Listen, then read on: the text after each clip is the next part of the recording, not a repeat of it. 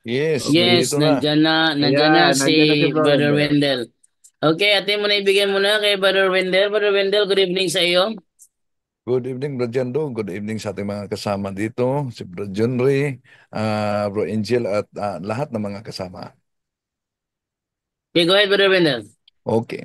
Sa pagkakataong ito, mga kapatid, tatalakayin natin dahil naka-schedule na, naka-schedule na ang ah, Papal Conclave ngayong May 7.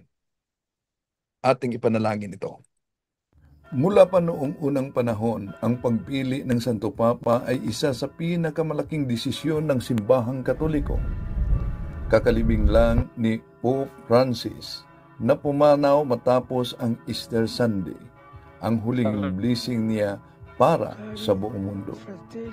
Matapos ang kanyang paglibing, isusunod ang makasaysayang Papal Conclave.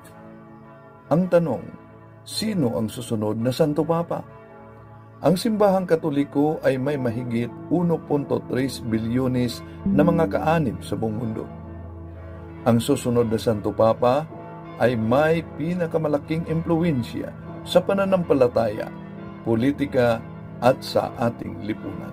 Sa bidyong ito tatalakayin natin ang 10 mga cardinals na may pinakamalaking tsansa na magiging susunod na Santo Papa. Pero bago dyan mga kapatid, napansin nyo ba sa libing ng ating mahal na Santo Papa, may 3 layer ng kabaong.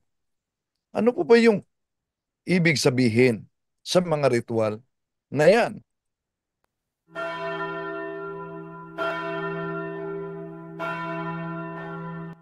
Alam mo bang pag namatay ang isang Santo Papa, hindi lang isa kundi 3 kabaong ang ginagamit sa kanyang libing at bawat isa ay may kanya-kanyang malalim na simbolo. Bakit nga ba ganito ang lumang tradisyon ng Vatican sa paglibing sa isang Santo Papa?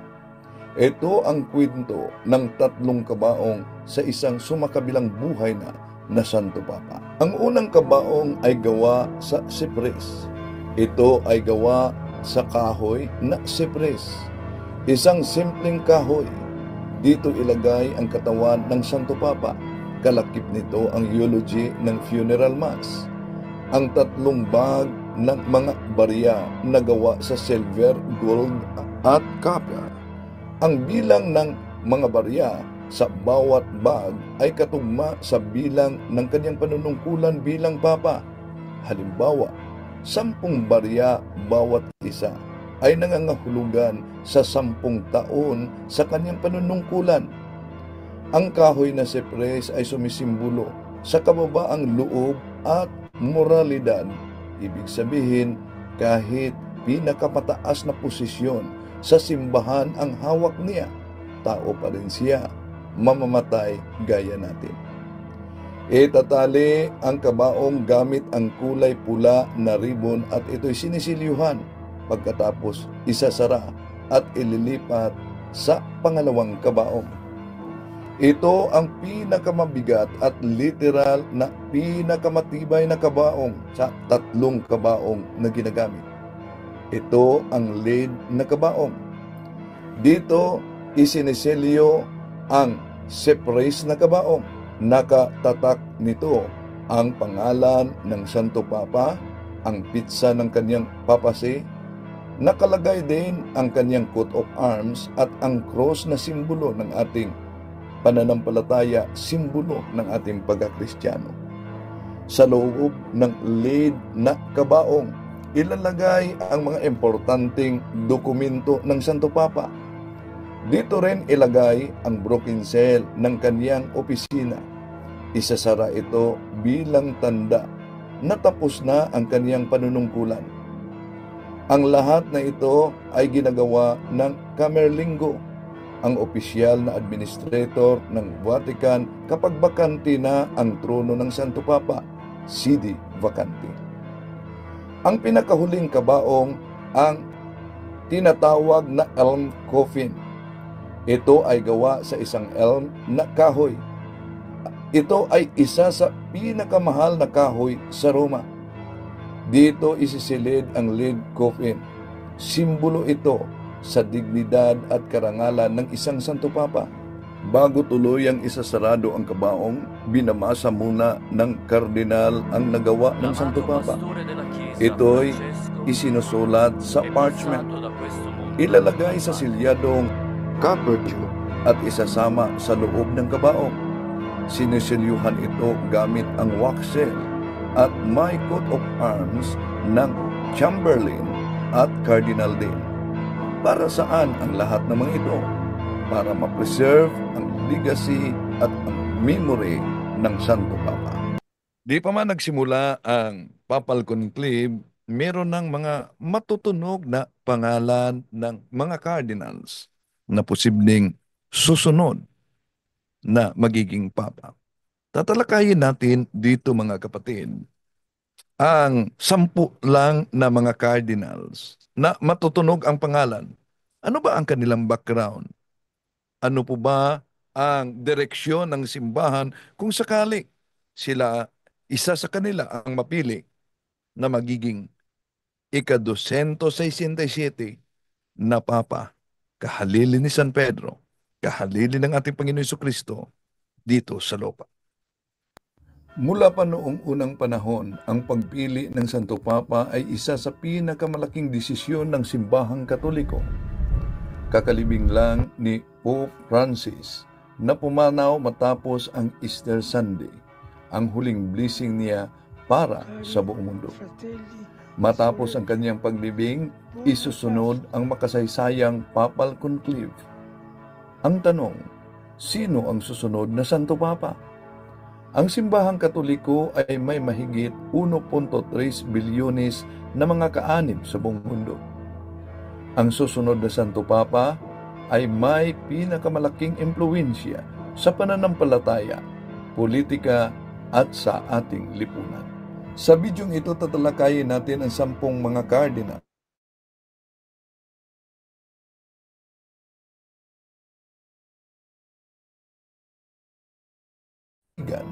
at ano ang maging direksyon ng simbahan kung sila ang mahalal. Una, alamin natin kung paano pipili ang mga kardinal ng bagong Santo Papa sa ilalim ng tinatawag na Papal Conclave. Ang Papal Conclave ay isang lihim na pagpupulong ng mga cardinals na bumoto para magkaroon ng bagong Santo Papa. Ang proseso nagsisimula kapag may nagbitiw o kaya'y pumanaw na Santo Papa. Ang butuhan ay isasagawa sa loob ng Sistine Chapel at kailangan na may 2/3 majority para manalo ang isang cardinal. Matapos ang butuhan, magpalabas ito ng usok mula sa chimney ng kapilya. Itim na usok kapag wala pang napili at puti naman na usok kapag meron ng bagong Santo Papa. Sino-sino ang mga matunog na cardinal na posibleng susunod sa pagiging Santo Papa? Ito ang 10 pangalan ng mga cardinals.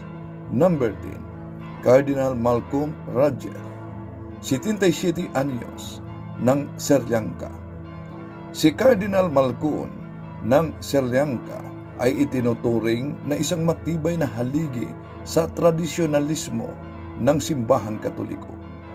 Bilang Arsobispo ng Colombo, kanyang pinangungunahan ang simbahan sa panahon ng krisis, lalo na matapos ang malagim na pamumumpa matapos ang Easter Sunday noong taong 2019, kung saan kanyang ipinakita ang kanyang liderato sa pag-akay sa komunidad sa healing and reconciliation. Siya ay kilala sa mahigpit na pagtangkilik sa Tridentine Mass at sa kanyang panindigan sa doctrinal purity na maaaring magdala sa isang konserbatibong paraan sa simbahan kung siya ay mahal. Number 9, Cardinal Raymond Liuborg, 76 anyos, sa USA. Mula sa Amerika, si Cardinal Raymond Liuborg ay kilala dahil sa kanyang pagiging outspoken at pagiging isa sa pinakamalakas na konserbatibong tinig sa loob ng simbahang Katoliko. Bilang dating prefect ng Apostolic Signatura, siya ay may malalim na kaalaman sa canon law at kilala sa kanyang ilang kritisismo laban sa ilang reforma ni Pope Francis, lalo na sa usapin na kasarian at sa pamilya. Ang kanyang panindigan sa liturgical tradisyon at moral teaching ng simbahan ay naging sanhi sa malawakang suporta mula sa mga traditionalist na sektor na naghahangad sa pagbalik sa mas klasikong interpretasyon ng mga doktrina ng ating simbahan. Number 8, Cardinal Mark Willett, 80 anyos mula sa Canada. Si Cardinal Mark Willett mula sa Canada ay isa sa pinakamataas na itinuturing na teologyo sa simbahang Katoliko. Bilang prefect ng Congregation for Bishops, siya ang responsable sa pagpili at pagsuri ng mga obispo sa buong mundo. Isang papel na nagbibigay sa kanya ng malawak na impluwensya sa global hierarchy ng simbahan. Ang kanyang academic work sa ecclesiology at sacramental theology ang nagsilbing pundasyon para sa mas malalim na pag-unawa sa mga sakramento at ang papel ng simbahan sa modernong mundo. Bagamat ang kaniyang edad ay maaaring isa alang-alang, ang kaniyang karanasan at dedikasyon sa theology at education ay hindi matatawaran. Number 7, Cardinal William Eck, 71 anyos mula sa Netherlands. Siya ay isang dating doktor bago siya naging pare. Kilala siya sa kanyang panindigan sa bioethics at moral theology. Sa kanyang aklat na The Ethical Foundation of the State, kanyang tinatalakay ang mga komplikadong isyu tulad ng euthanasia, cloning, at moral na responsibilidad ng mga Kristiyano sa makabagong lipunan. Ang kanyang mahigpit na panindigan sa isyu ng buhay ay nagpakita sa kanyang konserbatibong approach na nagtataguyod sa traditional Catholic teachings sa isang increasingly secularized European context. Ang kanyang liderato ay maaaring magdala sa malakas na etikal at moral na busis sa simbahan, lalo na sa usaping modern ethic. Number 6, Cardinal Fridolin Ambungo Bisungo, 65 anyos mula sa Democratic Republic of Congo.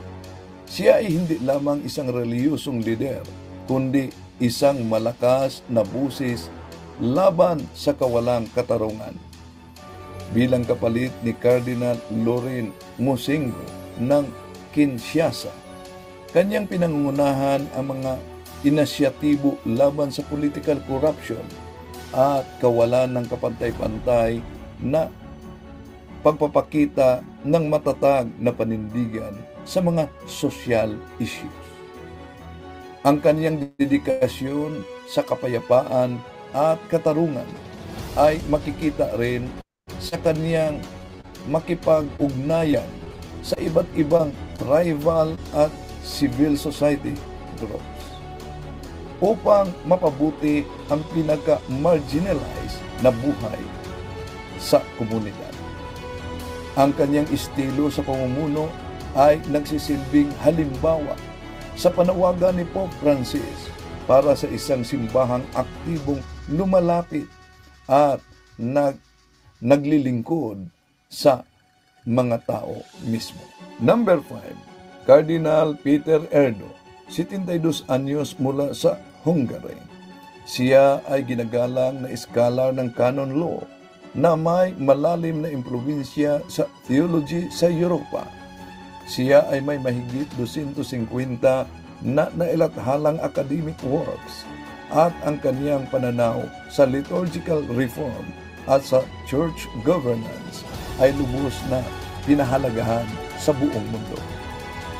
Bilang arsobispo sa Esztergom, Budapest, kaniyang pinangunahan ang maraming modernisasyon sa simbahan habang pinanatili nito ang tradisyon na katangian ng Katolikong liturhiya. Ang kanyang balansing diskarte sa modernisasyon at tradisyon ay maaaring magdala sa isang natatanging perspective na papas. Number 4, Cardinal Matteo Zuppi, 69 anyos, mula sa Italia. Siya ay kilala na napakahusay sa kanyang pakipag-ugnayan sa komunidad. Nagsisilbi bilang arsobispo ng Balugna, kung saan kanyang isinulong ang pagkakaisa hindi lamang sa loob ng simbahan kundi pati na rin sa labas ng ating lipunan. Siya ay may mahalagang papel sa peace negotiation lalo na sa Africa, partikular na sa Sumambik, na nagpakita sa kanyang kakayahan sa pamamagitan ng komplikadong isyu na mamamagitan. Ang kaniyang pananaw sa church role and social justice and peace building ay nagmumula sa kaniyang malalim na paniniwala sa evangelical na prinsipyo ng awa at paglilingkod sa kapwa. Number 3, Cardinal Peter Turkson, 76 anyos, mula sa Ghana. Siya ay kilala sa buong mundo bilang tagapagtaguyod ng sustainable development at ecological stewardship. Ilalim ng kaniyang liderato, ang Pontifical Council for Justice and Peace ay naglabas ng mga groundbreaking na dokumento na tumutugon sa mga isyu ng global warming. Pinaniniwalaan ang kaniyang pananaw na ang kalikasan at ang tao ay magkaugnay na nilikha ng Diyos. Ang kaniyang pagsisikap ang nagbigay ng malalim na pag-unawa ng simbahan sa mga environmental challenges. Number 2, Cardinal Luis Antonio Tagle, 67 anyos, mula dito sa Pilipinas. Si Cardinal Tagle, bukod sa kanyang pagkakarismatic na leader, ay kilala din sa kanyang malalim na theological insight at pagiging malapit sa mga ordinaryong tao. Ang kanyang pastoral approach na pinagsama ang malasakit at doktrina ay nagbigay sa kanyang reputasyon bilang Pope of the People. Ang kaniyang mga lecture at sermons na kadalasan nagtatampok ng mga personal na kwento at halimbawa ay nagpakita sa kanyang kakayahan at galing na relatable ang mga aral ng simbahan sa pang-araw-araw ng buhay ng mga tao. May babala ang Catholic Bishops' Conference of the Philippines, iwasang mamulitika at iwasang i-endorso si Cardinal Tagle bilang Santo Papa. Number 1, Cardinal Pietro Parolin, 70 anyos, mula sa Italia. Siya ang Batikang Secretary of State at nagpakita ng kanyang exceptional diplomatic skills sa paghandol ng mga komplikadong international issue. Ang kanyang negosasyon ay mga strategic decision sa international relation, particular na sa mga bansa na may tensyon katulad ng China at ng Russia, ay nagdadala ng bagong linya ng komunikasyon sa pag-unawa sa pamamagitan ng Vatican at ng mundo. Ang kanyang malalim na kaalaman sa church law at sa international affairs ay isa sa katangian na kailangan sa isang lider upang pamunuan ang simbahan sa isang globalized na mundo na hinaharap ang mga hamon sa moderno at diversity. Ang pagpili ng susunod na Santo Papa ay isang mahalagang kaganapan na nagtatakda ng direksyon sa simbahang Katoliko sa mga darating na taon.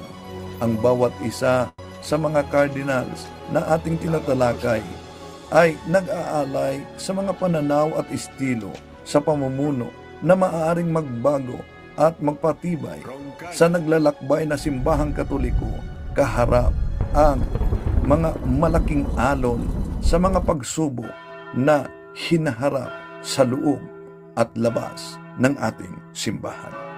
Inanyayahan natin ang ating mga kapatid ng Katoliko na mag-alay tayo ng panalangin at ayuno, prayer and fasting, lalo na sa darating na papal conclave sa ah, May 7, mga kapatid.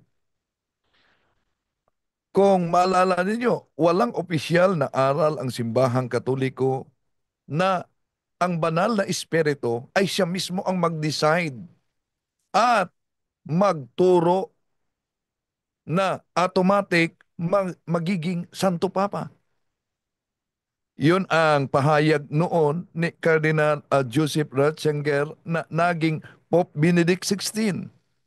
I would not say that the Holy Spirit picks out the Pope because there are too many contrary instances of popes. The Holy Spirit obviously would not have picked. Pero ang banal na espiritu umano ang magabay sa simbahan, sa conclave, at magbigay liwanag para ang mga cardinal ay makapili kung sino ang susunod na magiging papa. Ang bottom line, ang banal na espiritu ay mag-guide, magbigay liwanag, at magprotekta sa simbahan even in the papal election. Ngunit ang pagpili kung sino ang magiging papa involves a real human cooperation. And not every pope in the history is a saint. Dito lang po, Brajando, balik sa inyo.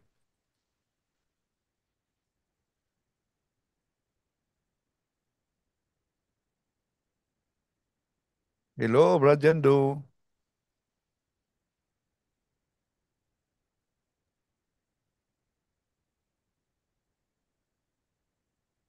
Brad, Angel, Yes po, bro. nawala ata. Amen. O kanina parang napuputol din yung ano yung signal, parang ano yung sa punto por punto eh. Pero ngayon umo-okay na. Kanina medyo putol-putol daw eh. Tsaka dito sa ano ko nga na medyo nawawala rin. So, Sayang 'yun. Ang haba ng panahon kaya nga. ginugugol ko. Oo nga. Medyo, hindi, ano lang naman. Oh, parang nag-ano siya. Hindi naman totally, pero ewan ko kung mag-comment nga kayo, may nag-comment din na ang ganda pa naman ng ano ng presentation. Pero yung sa'yo, okay lang sa'yo, no, bro Wendell? Okay na ang sa akin, okay na ang sa akin. Okay naman. Bro Junri, okay ba yung sa signal naman sa'yo, no? Bro Junri? Yes, bro. Wala problema ko.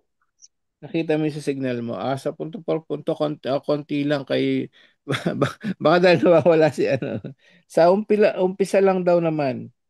Malaka. Okay. So sa umpisa lang naman. So paalala pa, walang pamumulitika ngayon. Wag natin. Of course, bonus na lang sa atin 'yon kung si Cardinal Tagle talaga, bakit hindi? Pero makita natin, no? Nakita natin yung mga kandidato, no? Bro Wendell, medyo Yes, mabibigat yan, ha? di pa kasali ang iba. Sampu lang. Bago ako pumasok, Hmm. kakatapos ko lang sa pag-edit. Oo, Kasi Cardinal Sara, di ko pa nasali. mabibigat. 13 yan alam ko din eh. 13 yan eh. Pero mabibigat din ah. Ang dami, matitindi yung mga ginawa nilang ano, ng mga past nila, na mga ginawa sa simbahan nila sa kanilang mga lugar. Kakaiba. So, well, let's hope and pray na of course, only God knows which is the best for His church. Sana po, let's keep praying for that na ibigay niya sa atin ni Lord. Bahala na siya kung sino yung gusto niyang iluklok bilang kapalit, no, ng 267 Pope, kapalit ni Apostol Pedro nung 2,000 years ago. Imagine, no. So maraming salamat sa Bro Wendell at napakaganda ng mukhang talagang nakita ko pulidong-pulido mukhang pinaghirapan mo yun. Pinaghirapan talaga yun, ha? Oo. Ganda na pagka-edit niya Research, research pa yun. pang CNN yan. Pang CNN yun talagang kumpletong-kumpleto. So sa mga Si gusto mag ano, mm. akala ko nga, ang pinapakinggan ko yung Mystery Channel eh. Oo, wala ko yung Mystery Channel tsaka hindi Mr. History Channel. Hmm. Galing ng pagkaano niya na. Pwede ka na talaga sa Bro Wendell, ano? Pwede ka na makiano sa CNN. So anyway, sa lahat po ng ngayon, mukhang wala na kayong mga tanong. So pwede tayong kumuha ng tanong yung mga dati. Meron ka bang katanungan diyan, Bro? Marami Bro dito. Jandon.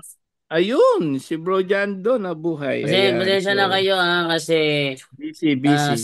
si Divine kasi humingi na naman ng rice. Actually, nasa akin ang rice si Divine. Sinusubuan ko siya, kaya habang matutulog, sinusubuan ko siya. Pag humingi ito ulit, tatayo naman ako para subukan ito. So, ngayon, Double. ngumunguya pa, upo muna ako saglit. Okay, sito naman tayo kay... Bro, yung nagtanong kaninang sinabi mo, kumusta na yon? Yung sinagot natin, yung sa WhatsApp ba yon? Live kanina. Yung tungkol sa Oo. benefits, May, benefits. may sinagot ako doon sa kanya. At yung Okay sinagot na. ko yung akin nasaksihan. Akin nasaksihan. Yun. Okay. So, Dito, na ano na. dito, dito naman tayo ngayon kay... Actually, sa nasaksihan ko ba ng Angel, kinasal sila ng Secret. secret marriage. Kinasal Secret sila. marriage. Ang purpose noon is para makasal sila at makatanggap ng Sacrament. komunyon o ng sacrament kahit na hindi nawawala yung benepisyo ng biyudo. Okay. So dito naman tayo ngayon kay Rice. Ayan. So, humingi na naman muna ng Rice yan si Divine. Subukan ko muna saglit. Pero, okay, subukan ko na. Ah, rice and egg? Oh, sige, rice and egg muna. Sabi dito, Adon Bundal, new member. Sabi ng vlogger ng Iglesia ni Felix kay Brother Wendell, sa dinami-dami daw ng Catholic Church members sa buong mundo, iilan lang ang nag-likes o nag-subscribe sa mga Catholic Defenders Program. Ano po ang masasabi nyo rito? Ating ibigay yan kay Brother Wendell Talibong. Brother Wendell? Well, kung tingnan ninyo, mas matagal na si Cesar Sinita sa atin, unang-una na sa channel, di ba? Iglesia ni Hmm. Cristo 'yon. At tingnan niyo yung mga INC vloggers din. Di ba? Ang dami ninyong mga INC. Pero kung ikumpara sa nag-subscribe, una pa sila sa atin. Mas marami pa ang atin ikumpara sa kanila. Ha? Oh. Ang kay Sinita, di na tumaas ang subscribers niya. At ito lang, palam ko na nagtawag sa akin ang Diocese of Talibon sa parokya ni Father Rinaldo Amamali. Dahil galing tayo doon si Brad Oliver nagtawag sa akin, galing tayo doon, ang parokya kasi may kaharap na kapilya ng iglesia, no? Sa Holy Week. At pinaalam nila may may isang pamilya na iglesia ni Cristo ang yumakap sa simbahang Katoliko, no? At bigyan niya ng doctrinal instruction nila ni Bro Oliver. Welcome po mga kapatid. Mamaya siguro ipakita ko yung picture. Balik sa inyo, Brother Jendo. Okay, meron pa dito naman, sabi ni Jesus Pardilla.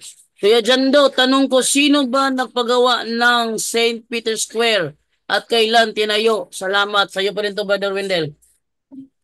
Ibigay kay Bro Angel. Sige, Brother Angel, ikaw masagot dyan. Humingi ng tubig si Divine. Kaya sa ko, Ano Brother yan? Angel. May nag-comment na na distract. Ang tanong kasi dito is, Kuya Jando, tanong ko, sino ba nagpagawa ng St. Peter's Square at kailan tinayo? Salamat. Naku, hindi pa natin mabigat yon, St. Peter's Square. So, hindi Oh. natin maano yun. Tingnan muna natin who Ah, made it. No? kung So, tingnan natin. okay, tanungin natin sa GPT kung Okay, ano. sabi rito, well, ang gumawa, St. Peter Basilica was primarily designed by several mga renowned architects, no? So, ano yung ba gumawa mismo? Itong mga arkitekto rito, si Donato Bramante, Michelangelo, and Carlo Moderno. So, sign of G. and Lorenzo Bernini, mga ano, mga architecto niyan. Key points, sandali, tignan natin dito. Well, sila yung gumawa. Hindi pa natin maano kung kailan, no? Tingnan natin St. Peter. Okay, who made St. Peter? Okay. Yeah. St. Peter Basilica ba? Tama, no? Ang tanong, bro. St. Peter's Square. St. Peter's Square. St. Peter Square lang. St. Peter Square. Na ano mo na, bro, Junri? Tingnan mo nga dyan. Hindi ko alam. Hindi ko alam. Talagang kakaiba yung mga tanong nila ngayon, ha? St. Peter Square. Square pala, square. Okay. Who made it? Yan, tingnan po natin, ha? Na-distract ako dun sa isang ano, ba't daw tayo CNN na CNN? Fake news daw ang CNN. Natawa ako dun. St. Peter Square was, ganun pa rin, designed by Lorenzo Oh, Bernini naman. So, at the behest of Pope Alexander VII in 1667. Ayun. So, di, nakompare siya 1667? dito Yan. naman sa akin, ang nakalagay Hmm. naman dito, St. Peter's Square o Hmm. Piazza San Pietro ay pinatayo sa utos ni Pope Alexander VII Alexander at VII. dinisenyo ni Gian Lorenzo Bernini, isang tanyag na Italian architect at sculptor noong Baroque period. Mga detalye, sino ang nagpagawa? Pope Alexander VII. Sino ang nagdisenyo? Gian Lorenzo Bernini. Kailan tinayo? 1656 to 1667. Lokasyon sa harap ng St. Peter's Basilica, Vatican City. Layunin. Ang layunin ng disenyo ni Bernini ay upang yakapin ang mga deboto na lumalapit sa simbahan. Kaya ginamit niya ang hugis elliptical colonnades, mga haligi na parang mga bisig ng simbahan na bumubukas para tanggapin ang mga tao mula sa buong mundo. Yun ang sagot dito, Brother Angel. Okay, so tatignan kung may nakaresa ba sa Zoom. Wala. So move tayo ngayon sa next naman na katanungan dito from JP2. Sabi ni JP2, unsa imo thoughts? Ano ang lang unsa imo thoughts? Sabi niya dito is unsa imo thoughts about intergenerational healing? The bishops of Spanish and Poland does not approve it. Okay, Brother Wendell. Okay, intergenerational healing, nasa ritual yan ng exorcism.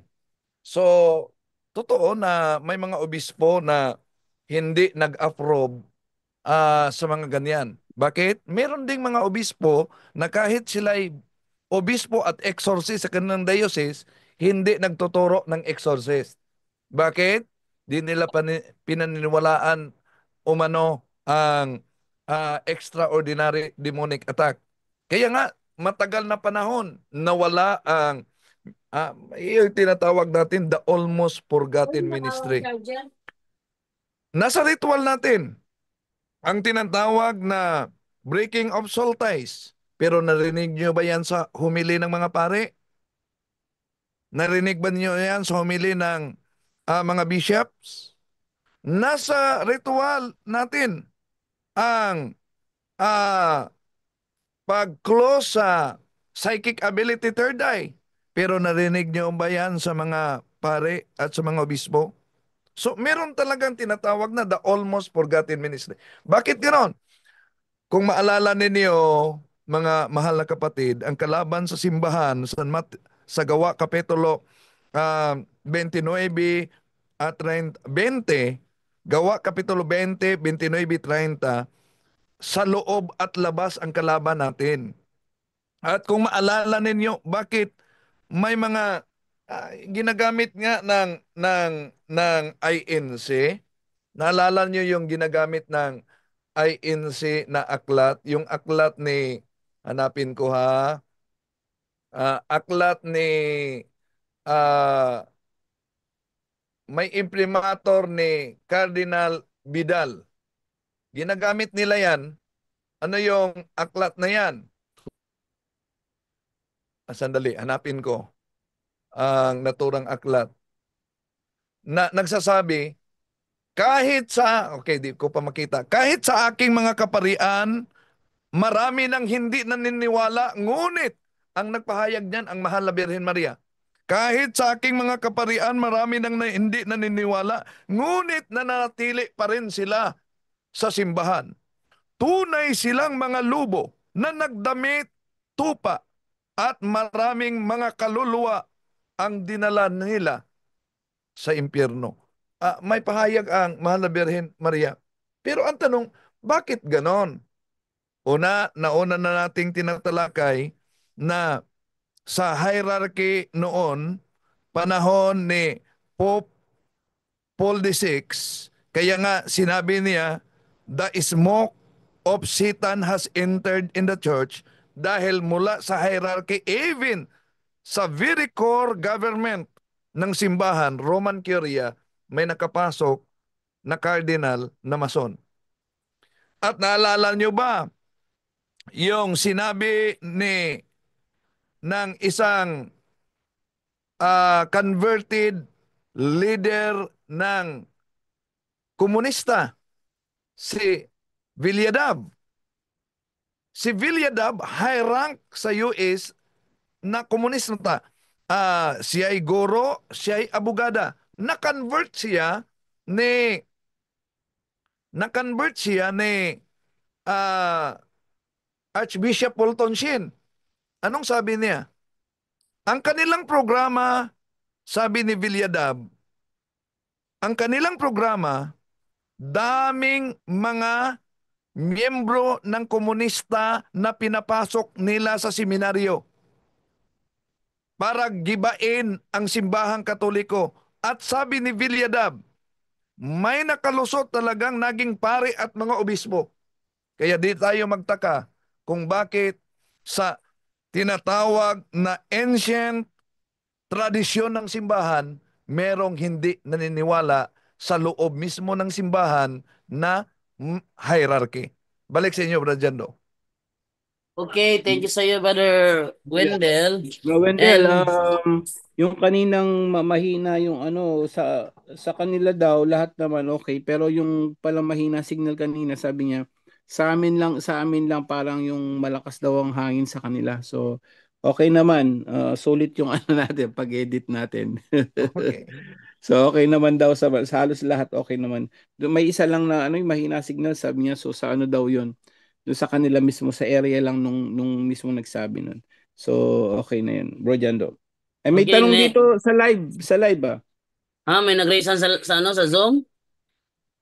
Hindi, Wala, sa, okay. sa, Dito mo sa, sa dito na kay Ariana naman, Ariana. Sabi ni Ariana, tanong lang po, may nabili po akong scapular brown, kaso yung tali niya hindi natahi sa scapular. Pwede ko po bang tastasin tapos tahiin ulit para madikit ang scapular? Brother Angel.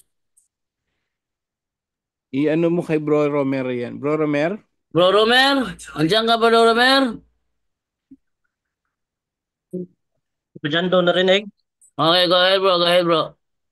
Okay, yung sa yung sa mga scapular na for example hindi na dikit na maayos doon sa doon sa talagang tela, kailangan pwede yan. Pwede nyo po na tastasin pero ipa-blast nyo ulit. Kasi maano yan desecration, may desecration din tayo eh. So every time na maputol or pinutol mo kasi inayos mo, ipaulit mo ng blessing. Walang problema doon kung aayusin mo. Walang much better kapag aayusin mo. Kasi meron kasi na mga gumagawa niyan yung sa factory defect meron talaga na ano, kailangan talaga natin na ayusin ng maayos. Kasi minsan, kapag sinasabit yan natin sa leeg, minsan pagka nasagi lang ng konti, napuputol. So, kailangan po natin ayusin, tahiin, or ano ulit, palitan man ng ano, tali na kamuka din dun sa ano, sa scapular or wall, or meron kayong nasira na mga scapular, tapos okay kayong pangsabit sa leeg. So, ipalit nyo, walang problema po doon as long as pinabless ulit. So, yun lang po, bro. Okay, thank you sa iyo, Brother Romer. Ito naman from Jerry Natalio. Sabi ni Jerry Natalio is, Shalom. Pwede makahingi ng Zoom link sa straight to the point. Dagang salamat. Pagpalain tayong lahat ng ating Panginoon Diyos na si Yesu Cristo. Yes, nasa straight to the point page po natin yung Zoom link. Okay.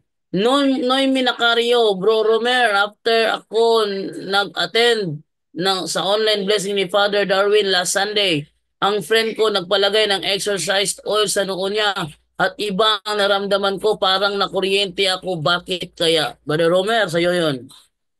So, kapag ka ganoon, kapag ka doon sa noo, sa bro, kapag ka para kang nakuryente or or nahilo ng paglagay ng exorcism oil, open yung psychic ability mo.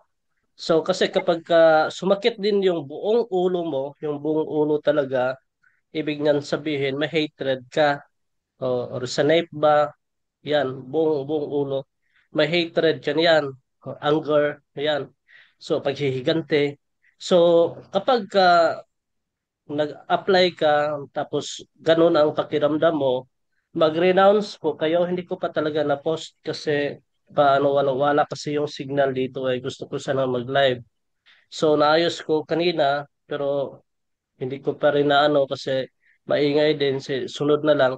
So, ang gagawin ninyo is more on renouncement kasi hindi naman po tayo, depende yan ha, it depends. Kasi nung una, yung ganyan nangyari, kahit na sa mga pasyente namin, hindi sila nag-renounce.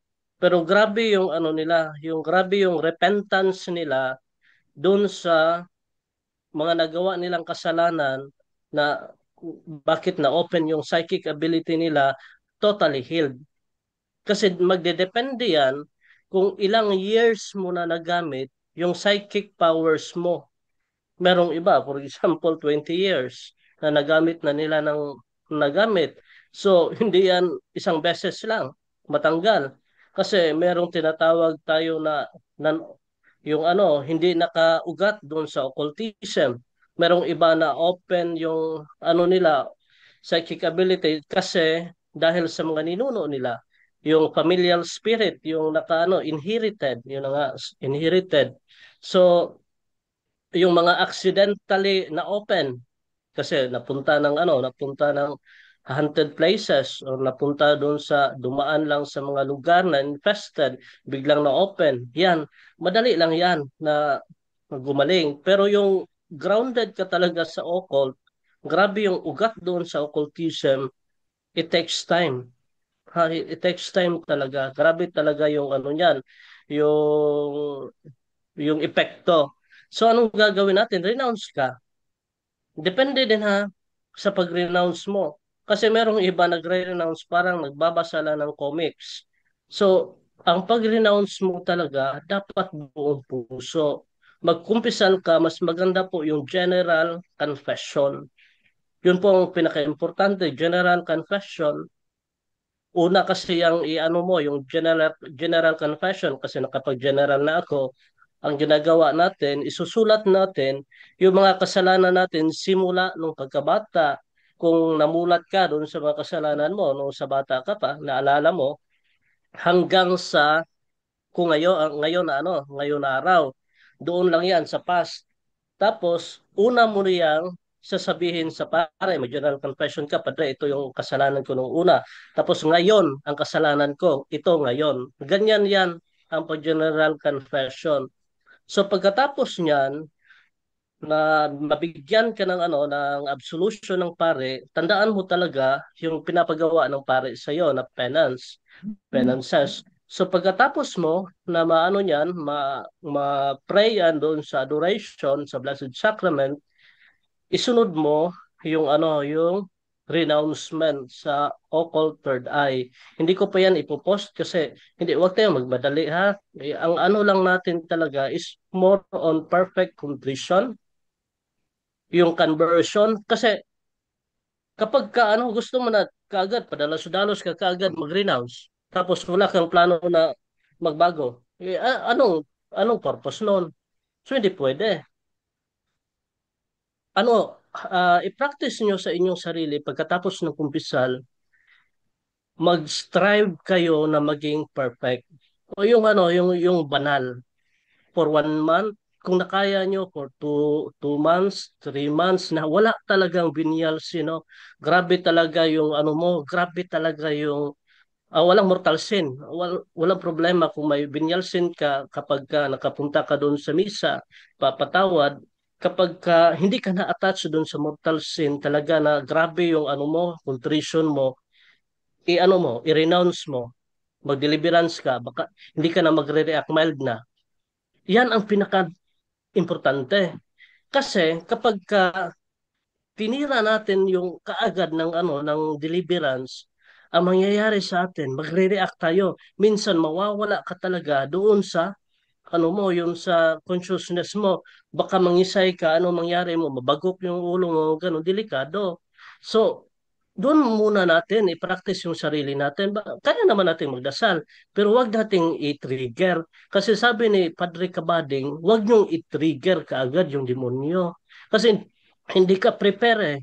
Para lang yang mga putakte or yung bahay ng mga bubuyog. Kapag hinampas mo na yan, diretso, ay patay ka. Siguradong tagtad ka ng tusok ng mga sting nila. So anong gagawin natin? Alugin natin muna. Ah, Hampasin natin ng konti. Huwag talaga diretso. Dahan-dahan lang para talaga na hanggang sa ma-distract sila, mawalan sila ng stronghold, tsaka pa sila aalis. Ganun ang mga demonyo.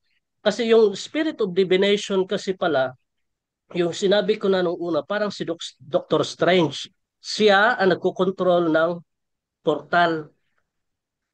Meron siya na mga kasama na another spirit na nakapasok. For example, yung sa Unholy Ties. Ang dami mo ng mga ang dami mong kabit, ang dami mong mga girlfriend noon, napunta ka pa ng bar, ka pa ng mga bakla, ang dami pa. Hindi mo pa yan na-renounce, magdiretso ka, siguradong hindi talaga yan aalis. So ang gagawin natin muna, i-process muna natin yung sarili doon sa unholy ties, is huli talaga yung spirit of domination na aalis. Uunahin natin muna yung mga demonyo na yung nakapasok. For example, yung may hatred ka. So, i-process mo yung hatred mo. Magpatawad ka. Pagkatapos niyan, nakapatawad ka na, kaya mo nang harapin yung kagalit mo. Kasi ang pinaka point natin niya na nahil ka na once na kaya mo na siyang harapin.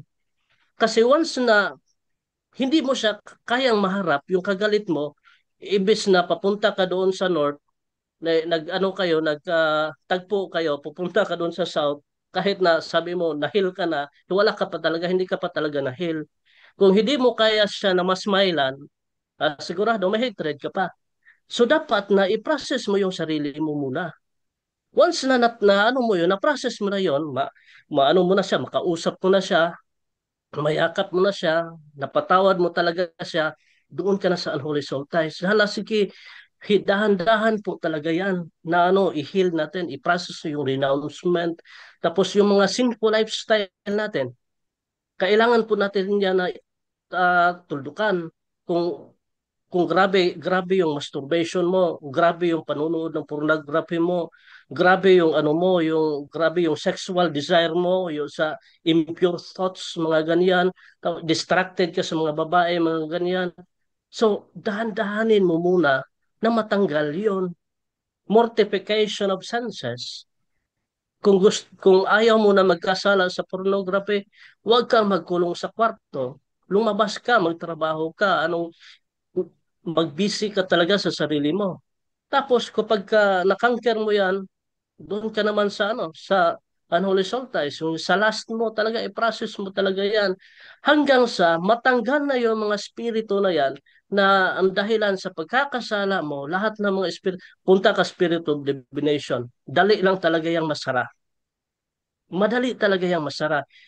Iba-iba talaga ang disposisyon ng tao. Merong iba na 5 months, 5 months lang, totally healed. Bakit? Grabe yung repentance nila. Nagdiretso lang sila ng deliverance, pero hindi nila alam, ang binigay pala ng Diyos sa kanila is solemn exorcism. Yun talaga, kasi nagtataka yung iba, bakit ang dali mong gumaling bro? Bakit dali kang na-heal? Kasi grabe yung repentance niya sa buong puso niya. Yung si Emil na taga Cebu, nabali pa nga yung dito, yung tugas na puno. Yung tugas yon na na upuan, matigas yon. Nabali talaga, naputol talaga dahil sa grabing lakas niya. Pero anong ginawa niya? Nag-pray siya nag-pray doon sa Blessed Sacrament. Inanot niya talaga si Mama Mary. Mama Mary, kung maaari, tulungan mo ako. Alam mo, pagka kinabukasan, totally healed. Nagrabe niyang wild. Pag deliverance, hindi na nag-react. Bakit? Kasi, yung nila, yung repentance nila, grabe. Tapos, yung nag-deliverance din sila na personal, hindi na pala yun deliverance. Yung binigay ng Diyos sa kanila, ang Diyos na talaga nagbigay ng solemn exorcism sa kanila. Nga akala natin na deliverance lang. Ganun talaga ang Diyos. Nagaano yung Diyos ba? Na depende yan sa disposition mo natin. Kaya nga, yun ang pinaka-importante talaga na makinig talaga yung mga yung mga gusto talaga na ma-heal sa spirit of divination sa third eye. Yun ang pinaka-importante natin ngayon. Huwag natin idiretso. Pwede sa mga tao na inosente. Ang dami gumaling. Isa na ako doon. Mga inosente sa deliverance, nagkakarambola yung deliverance, walang guide. Gusto kasi nila yung conversion. Ang pinaka-essence talaga nila is more on conversion. Pagkatapos ng deliverance, pagkatapos ng healing, grabe yung kabanalan nila. Grabe talaga yung prayer life nila. Halos na yung nasa isip nila, puro na lang Panginoon. Wala na silang time na maglakwat siya. Wala na silang time doon sa worldly things. At hindi na sila attached sa mga bagay na makamundo. Yung iba, meron kami dito mga pasyente, alam mo, hindi na daw na sila nag-react, sabi ng mga nanay at tatay, pero anong nagbago sa kanila? Ugali. Naging mainitin na ang ulo. Nawala na daw ang third eye, sabi nila, hindi na nakakita bro. Pero nabago yung niya, ugali niya. Yan ang delikado. Kasi yung mga demonyo yan, ang mga demonyo diyan sa na yan, sa tao na yan, tahimik lang sila. Nag-iipon sila ng grabe na stronghold, hindi lakas sa stronghold doon sa tao na yon kasi ayaw niya magbago. Yun ang pinakadelikado. Huwag nating paabutin doon na pagkatapos ng deliverance, bakit mga initin na ang ulo mo? Na hindi naman sana ganon ang epekto. Kapag ka ganon na ang epekto na mainitin ang ulo mo pagkatapos ng deliverance, patay ka na dyan. Sunod dyan, possession na yan. May nangyari na ganito. Kasi ang dami nang nagdi-deliverance, bakit lumakas sila imbis na mild lang sana yung yung reaction nila, nakakita lang sila, mga ganyan, open yung psychic ability. Yung pag-deliverance okay lang, hindi na. Bakit sa tagal ng pagdi-deliverance, nagwa-wild na sila? Bakit? Kasi pala hindi sila naka-renounce properly. Yan ang pinakadelikado. Kaya nga po sa deliverance ministry, ang daming nai-inganyo na hala diretso deliverance, hala diretso makikita lang ng punong kahoy, i-deliverance kasi baka mayroong parang umalis yung mga demonyo doon. Ano nangyari sa iba? Nadidisgrasya. Yung iba patay. Kaya nga po delikado po. Kailangan po talaga ng proseso. At saka kung meron kang retaliation sa buhay mo, anong gagawin mo? I-offer mo yan sa Diyos. The more you offer your sufferings and retaliation doon sa Diyos, ang Diyos na mismo ang mag-aalis ng yung harassment sa demonyo. Kasi bakit? Tinanggap mo yan dahil sa glory ng Diyos. Yan ang pinaka-importante kasi ang daming nagrereklamo, Brad, bakit ganito, ganyan, masakit pa rin yung ulo ko kasi ganito, gusto lang nila mahil. Huwag kayong magpatrap sa healing. Magpatrap tayo doon sa conversion, kabanalan. Yan ang purpose ng exorcism and deliverance. Inano ko na to, parang gusto ko sana mag-live pero ito na talaga ang ano ko sa inyo, yung sa spirit of divination. Kasi ito ang pinaka-importante. Ito ang dahilan kung bakit nakapasok lahat ng mga demonyo sa buhay ng tao. Bakit? Na-open yung psychic ability. Uulitin ko para itong si Doctor Strange. Once na maka-open siya ng portal, hindi niya i-close yan. Kapag ka hindi siya natanggal doon sa sa portal na yan, siya kasi ang bantay. Siya ang bantay ng portal doon sa mga unclean spirits sa preternatural world. Kaya nila manghimasok doon sa buhay ng tao once nagamit na nila yung spirit of divination. Grabe pa naman yung spirit of divination. Nagbibigay sila ng power. Yung iba nakakabasa na ng puso. Yung iba nakakabasa na ng past sins. Yung iba alam na yung mga yung mga sekreto mo kahit na hindi mo ibulgar. Ang dami ngayon sa mga grupo isasabihin ko na to, ang dami na ngayon sa grupo ng Divine Mercy, sa grupo ng mga yung sa mga for example, Santo Niño na grupo. Ang dami na ngayon sa Mediatrix na grupo. Ang dami na ngayon doon sa Guadalupe na grupo. Yung mga member nila, yung mga nila, yung mga leader nila, alam nila yung past sins ng mga members nila. Tapos yung mga member naman na ignorante na hindi nila alam yung yung turo ng simbahan, hala may gift si brother, hala may gift si sister, doon sila na-attract sa power. Sinong nagbibigay niyan? Demonyo. Kaya nga, once na alam na nila yung past sins mo, umalis ka na sa grupo na yan. Delikado ka na yan. Yung spirit of divination, grabe magtago. Tinatago nila yan. Diyan pa sa simbahan mismo. Kaya nga, sabi niya, ay para akong si Padre Pio, ganun. Hindi yan. Kasi once na hindi mo naabot yung level of sanctity, yung sa uh, Christian holiness, yung sa holiness talaga, yung sa unity level, kapag ka hindi mo yan naabot tapos meron ka niyan, delikado yan. Ang dami ngayon na parang mga medium na, pero leader na nasa simbahan ng mga grupo. So, pagkatapos nito, ipopost ko yung prayer for renouncement of yung sa closing of psychic ability. Yan ang natin, yan ang ginagamit sa simbahan, psychic ability. Yung occult third eye, kasi yung occult third eye, na-open yan once na nasa kasalanan ka. Yan ha, once na nasa kasalanan ka, anong ginagawa natin? Kino-close natin yan sa pamamagitan ng consecration. Pag-consecrate natin sa mahal na ina, nasa page 204 ng handbook ng Padre Siquia. Doon na kayo. I-renounce yung muna tsaka i-close. Kasi meron din ako dito, bago lang nung Sunday, na anong tawag nito, na pasyente, hindi siya nag-renounce. Diniliverance ko. Ano nangyari sa kanya? Walang reaction. Uminit lang. Sabi, mainit lang katawan ko, bro. Tapos nagsabi ako, membro ka ba ng couples? Sabi niya, yes. Sabi ko, nag-speaking in tongues ka ba? Opo, kapag deep in prayer ako. In-explain ko yung ganito na pag-explain. Anong nangyari? Natauhan siya.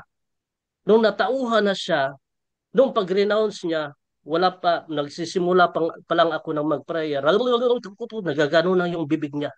Babae ha. Grabe yung niya, grabe yung speaking in tongues. Halos na hindi niya naluha na lang siya dahil ayaw na niya doon sa na yon, doon sa kapangyarihan na yon.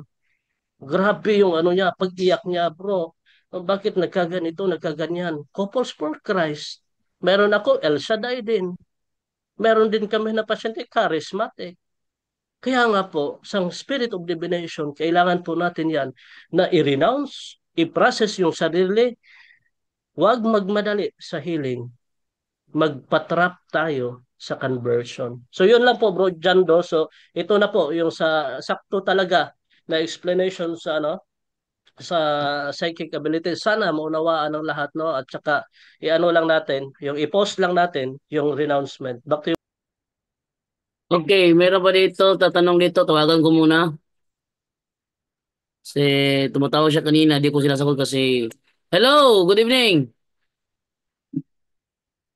Yes, hello, good evening, te.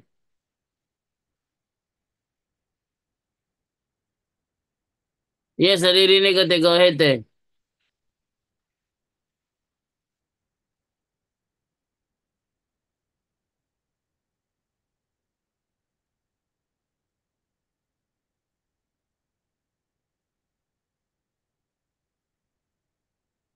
Hmm.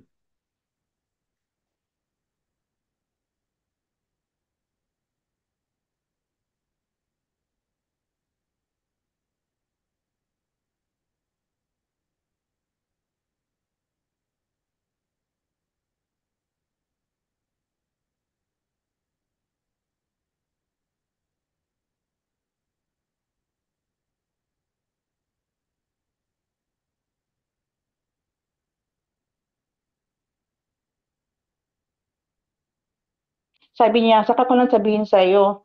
Tapos yung after mass, tinanong ko kay Father, Father, ano nangyari sa akin, Father, na after ko nilagyan ng cross yung noo, likod, at saka dibdib niya, ibang pakiramdam ko parang nakuryente ako. Tapos sabi ni Father, ano daw yun sa Holy Spirit? Parang hindi ako kumbinsi, kaya nga ako nagtatanong dito kung sino makakasagot, si Father, si Bro Romer, or si Father, si Bro tawag nito, Windel, kung sino makasagot po. So, maraming salamat po. Bro Wendell? Okay, di ko na pakinggan yung una niyang pahayag, Bro Jando. Go ahead, te. Pakiulit daw tayo. Sabi ni Brother Wendell. Ano po? Pakiulit daw, pakiulit. Sabi ni Brother Wendell. Bro Windel, magandang gabi po. Magandang Last gabi. Sunday po, nanonood ako ng online blessing kay Father Darwin. Nagpa-blessingan ako yung oil, water, at saka salt. So, punta ko ng church. So, dinaanan ko yung kaibigan ko. Tapos, sabi niya, "Ate, lagyan mo nga yung noo ko ng oil, lagyan mo ng cross, yung likod ko, noo, at saka yung dibdib, kasi iba pakiramdam ko." So, yung nilagyan ko siya, bro, iba yung pakiramdam ko, parang nanguryente ako. Sabi ko, bakit, anong nangyari sa'yo? Sabi niya, iba yung pakiramdam ko. So, yung after mass, tinanong ko kay Father, Father, bakit, anong nangyari sa akin? Yung nilagyan ko siya ng cross, na iba yung pakiramdam ko, parang nanguryente ako. Tapos sabi ni Father, ano daw, sa Holy Spirit daw yun. Pero parang hindi ako kumbinsido, kaya ako nagtatanong dito po, bro. Maraming salamat po, Okay, bro. una, huwag agad-agad ilagay ah,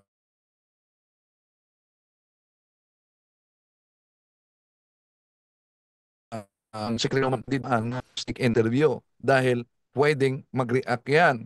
Ah, ang intensyon ng simbahan sa pag-blessing nasa formula ng blessing. Kaya kung ang nilagyan ay open ang kanyang psychic ability, may soltai siya, may occult practices siya, at iba pa mga superstitious beliefs, o kaya'y nakapunta sa albularyo nagpahula, di niya yan nakumpisal, di niya yan na-renounce. May aversion talaga sa sacramentals. At pwedeng madamay ang naglagay dahil may retaliation yan. Kaya yun, yun Amen. ang dahilan na bago ang paglagay ng mga sacramentals sa isang Katoliko, halimbawa, Holy and Exorcise oil, dapat muna madaan sa proper diagnostic interview. Halimbawa, meron ka bang mga pagkakataon nung bata ka pa naglaro ng Spirit of the Glass, Spirit of Coins, Spirit of Ballpens, o mahilig ka ba sa horoscope, nagpahula ka ba? Kailangan talaga yan. At yung sinabi ni Bro Romel na ang paraan sa paglagay, hindi itong parang naghuhugas ka ng dumi sa isang sasakyan, kundi merong diagnostic interview at pag matuntun mo ang mga openings sa kanyang buhay. Halimbawa, ilang taon na siyang walang simba. Oh, yan. Sa mga holidays of obligation, sa mga Sunday. Kung may asawa ba siya, kasal ba sila sa pare? O meron ba mga pagkakataon na naka-experience ng sex outside marriage? O kung kasal man sila sa pare, gumagamit ba sila ng contraceptives? So, kailangan talaga ma-diagnose. Dahil pag walang diagnostic interview, ilagay mo lang yan. Halimbawa, may kaso kami nanghingi ng holy and exorcise oil at binigyan, tapos inilagay niya sa kanyang noo, parang mabiak sa sakit ang kanyang noo. Nagtanong siya, bakit ganon o mano? Dahil pala, palagi siyang nagpunta sa albularyo. So may aversion talaga yan. Yan po. Ay, ano, at tapos ano bro, yung after sa mass, tinanong ko siya, bakit ano nangyari sa kanya? Yung sabi niya sa akin bro, ano daw, yung Tuesday daw, hindi siya nakatulog at palagi niya nakikita yung kaibigan niya naming lalaki sa ano niya, hindi siya nakatulog. Tapos iyak siya ng iyak, parang in love siya sa lalaki. Ano yun, ka-church din namin kasi active kami sa church dito. Tapos yun, iyak siya ng iyak kasi na-inlove siya sa lalaki. Tapos kino-confront niya yung lalaki kung may basta may gayuma. Sabi niya lalaki, wala naman. Tapos yung naalala ko, nagsabi sa akin dati na nagpunta siya ng albularyo, yung dalaga pa siya, para mamatay na siya. Tapos doon, ang albularyo daw nagamot sa kanya at pinapagpadasal siya at naging okay daw siya. Yun. Tapos bro, may ba, ma-retaliate ba ko yung sa ginagawa ko sa kanya na nilagyan ko siya ng cross sa noo niya? Yes, siguradong sigurado na may retaliation. Kahit nga ang mga ministro ng deliverance at exorcist, maka-experience pa rin ng mga retaliation. Kahit sino, kahit nga yung ama sa kanyang anak, ina sa kanyang anak, maka-experience pa rin ng retaliation. Pero minimal kumpara sa grabe talaga. May posibilidad na malalim ang contamination sa kanya. Kailangan talaga na una, dahil pag nakalapit kasi sa albularyo, i-interview, saang bahagi sa katawan nilagyan ng ah, oil ng albularyo. Dahil ang instruction kasi niyan, kung saang bahagi, sa noo ba, hinipan ba ang kanyang noo, nilagyan ba, kung pinainom ba siya ng oil, kailangan makainom din siya ng holy and exorcise oil. Pero bago diyan, kailangan talaga ang tinatawag sa lalim ng kanyang contamination na renouncement sa mga occult practices. Oh? At maliban sa renouncement, napaka-importante din yung pangungumpisal. No? A general confession. Importante yon. At kailangan bago ilagay yung holy and exorcise oil, kailangan talaga may protocol kasi na dapat sundin. Establish a perimeter protection dahil ang mga demonyo na nasa katawan pwedeng tatawag ng mga kasama para tutulong. No? Kaya establish the perimeter of protection. Yung pagsilyo sa lugar. Then, prayer for protection. Breaking of curses and spells, breaking of unholy ties kung breaking of consecration kung nakapunta sa albularyo, kung saang bahagi sa katawan nilagyan ng oil, doon ilalapat ang cross at ang deliverance. And then, maliban dyan, breaking of unholy ties. So, walang emergency deliverance, dapat meron talagang tinatawag na diagnostic interview para matingnan kung ano ang mga pintuan sa kanyang buhay na nabuksan at matulungan siya na isarado ito patungo sa daan ng kabanalan. Yun po. Bro Wendell, anong gagawin ko, Bro Wendell? Baka na-retaliate ako. So, anong protection ko, bro?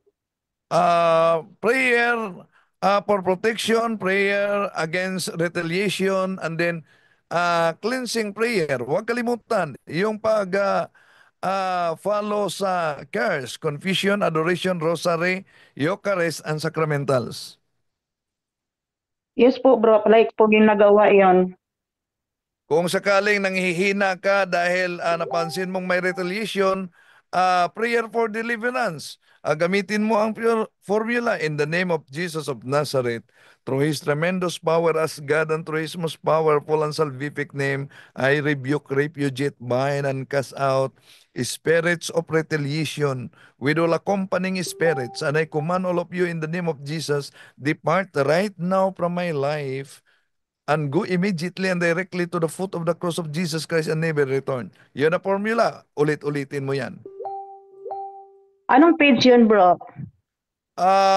Yung sa aklat ni Father Jose Francisco Siquia, pero yung I command you evil spirits, palitan mo yan ng spirits of retaliation with all accompanying spirits. Okay po, bro. Maraming salamat po, bro. At least naliwanagan na ako, bro. Okay, you're welcome. Maraming salamat po. Okay, Bro Jando, Okay. may importante kung ano yung sa'yo, yung pinayuhan mo kanina, may benefits siya sa government and then secret marriage para ma-continue. Kasi concern ako doon, ang secret marriage, bro, doon sa may lifetime threat lang. Pero pagdating sa mga benefits yan, bawal yan ng simbahan. Kasi binigay ako sa baby face, bro, tingnan mo. Bawal yan para ma-continue yung benefits niya sa government, magsi-secret marriage siya. Hindi po allowed yan na simbahan, bro, Jando. So, may sinend ako sa baby face, bro, turo na simbahan.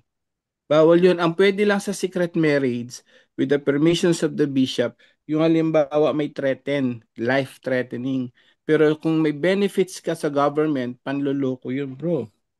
Kasi nag-secret marriage ka para magtuloy-tuloy kasi bawal nga nung government na magpakasal ka. Pag nalaman daw, pwede siya makasuhan yan, bro. Bro, bakit mo sabi mong panloloko? Saan niloloko yung gobyerno ba niloloko?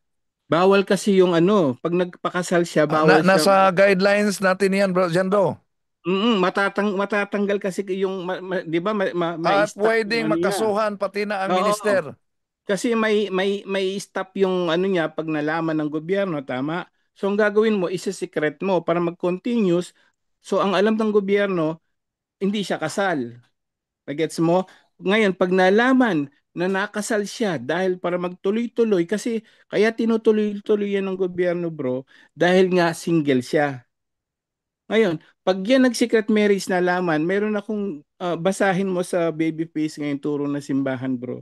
Delikado. Yung secret marriage natin para lang magtuloy-tuloy yung napakadelikado niyan. Mayroon din rito na nag-suggest ganun daw secret marriage. Hindi po.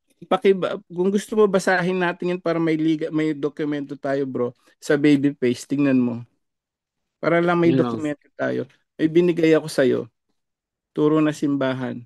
Ang pwede lang sa secret marriage, yung life-threatening. Halimbawa, dun nag-ibang sekta, yung ibang sekta, nag-Catholic siya, isa secret marriage yun. Halimbawa, Muslim, papatayin yung hanggang dun lang yun. Kapag nag-Catholic ka, papatayin ka.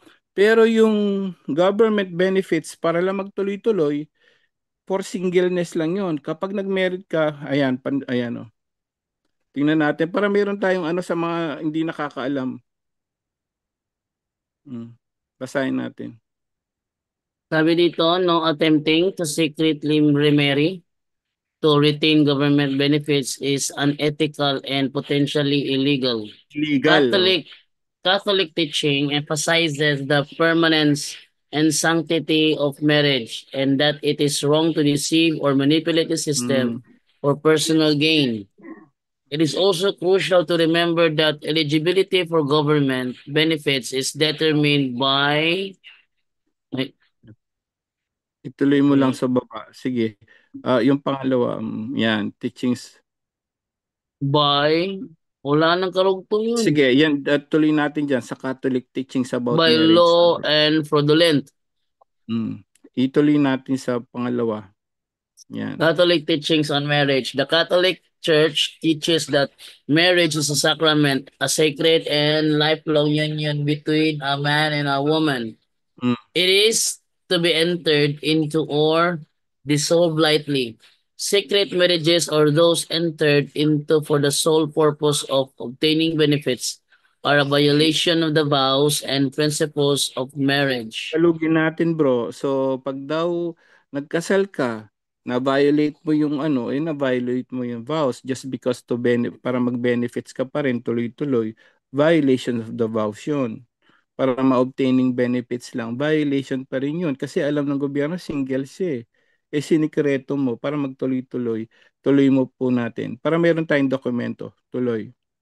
Honesty and integrity. Deceiving the government. Hindi, yan. Yung sa isa, yan. Potential consequences. Engaging in fraudulent activity to obtain benefits can lead to penalties, including fines, suspension of benefits, or even legal action. Ayun. So, yun yung turo ng simbahan. Bro, kasi ano ba yung gagawin niya? Kasi pag nagpakasal, matatanggal yung niya, yung... Kaya sabi ko kanina, mamili siya. Asawa o yung pera. O kung maintain yung pera, yun lang. Kasi pag nag-secret marriage yan, niloko niya yung gobyerno. Alam mo ng gobyerno kasi single siya, kaya siya binibigyan ng pera para sa anak eh. Benefits yun sa husband niya namatay eh. So, yun, may limit yun. Alam ko yung batas na ganyan eh, kasi may limit yun. Kapag ka nagpakasal ka, na cut na yun. Bakit? Kasi yung lalaki, ang dapat, si lalaki ngayon, siya na yung magsusupport sa asawa niya, hindi na gobyerno, may asawa na eh. Ano ba yung purpose ng benefits na yun ng husband man namatay? Halimbawa sa military. Ano bang purpose nun? Kasi wala magsusupport sa asawa at anak. Pag nagpakasal yan, kaya ikakat ng gobyerno yan para mas maintindihan po natin. Kaya ikakat dapat ng gobyerno yan kasi may lalaki nang involved. Mayroon nang magsusupport. Ngayon, isisikreto mo ngayon. So may lalaki na nagsusupport, mayroon ka pang benefits, panloloko yun. Pwede siya, legal action. Pwedeng ibig sabihin, pwede siya makasuhan ng gobyerno pag nalaman. Kaya tawagin mo uli siya at pakibigay yung anong yan. Kasi baka mapahamak siya bro, baka tayo maano rito. Ay, sinabi sa punto por punto, pwede secret marriage. Tuloy-tuloy pa rin yung At kailangan pa yan, bubusisihin, isasabihin pa sa with permissions of bishop bro. So pag ganyan, iingat tayo. Alam mo ba yung number nun, yung tumawag sa'yo? Kasi talagang alam ko, bawal yan eh. Kaya ni-research ko. Sabi nga ng mga nagko-comment dito, pwede daw secret marriage. Hindi po. Kasi yung benefits na yun, for single lang yun. Ayun, potential consequences. Magpa-fines ka o suspension ng benefits mo or even legal action. Yung legal action matindi doon, baka makasuhan pa yung babae na nagpakasal, supposed to be hindi siya dapat magpakasal. So pakitawagan mo na lang bro yung uli, yung tumawag sa'yo at sabihin mo bawal na simbahan at ng gobyerno paling gagawin nyo. Pag nalaman nila, pwedeng Kasi mayroon ng lalaking involved eh. So may susupport na doon sa mga mag-iina. Yun bro. Tawagan mo uli bro. Yun lang bro.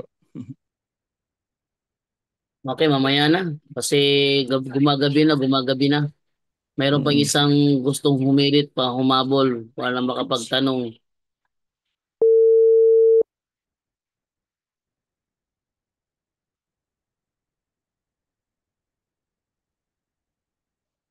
Naku.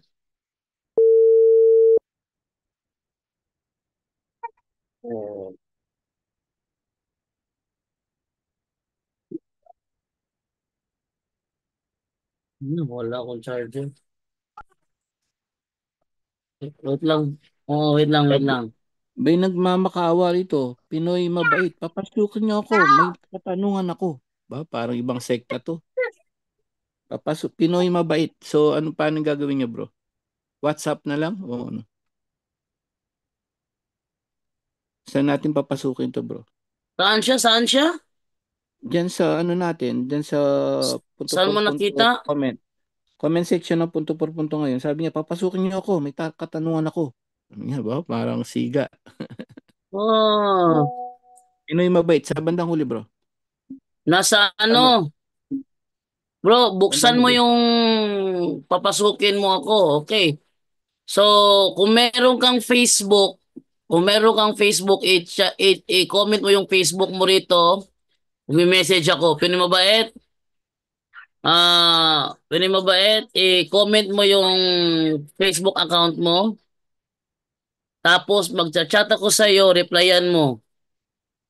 Okay, pag-chat mo yung Facebook account mo. Pwede mabait? Sige na. Go ahead. Ayun, bro Angel, bro Jando, pwede magtanong. Sige, ano mo bro? I-comment mo yung Facebook account, tatawagan kita. Chat kita, tapos mag-reply ka, tatawagan kita.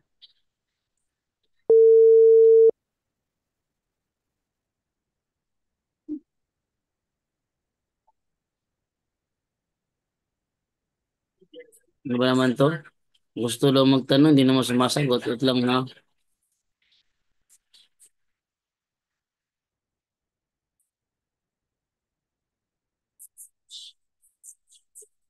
Next time na lang, hindi ka naman sumasagot eh. Sige. Ano, no answer ka isa. Sabi mo na to, next time ka na lang. Hindi ka naman sumasagot sa call. May last question tayo dito. Pwede daw bang Oh, tawaging Papa Jesus si ano para kay Bro Jun rin naman. Last question na siguro 'yan. Sabi dito sa ah, WhatsApp. Ay, sa ano? saan si Pinoy Mabait? Pinoy Mabait? Mabait. Mabait. Nasaan Totoo ka. ka, Pinoy Mabait? Totoo ka bang mabait ka mo? Gusto mo magtanong, bro? Sige, pasok ka, bro. I-comment mo yung Facebook account mo para chatan ko. Pag natanggap mo na yung chat ko, mag-reply ka lang. Pag nag-reply ka na, lilito na yung button for call or video call. Tawagan kita via video call, sagutin mo. Sige na, Pinoy, magtanong. Gusto mo magtanong, di ba?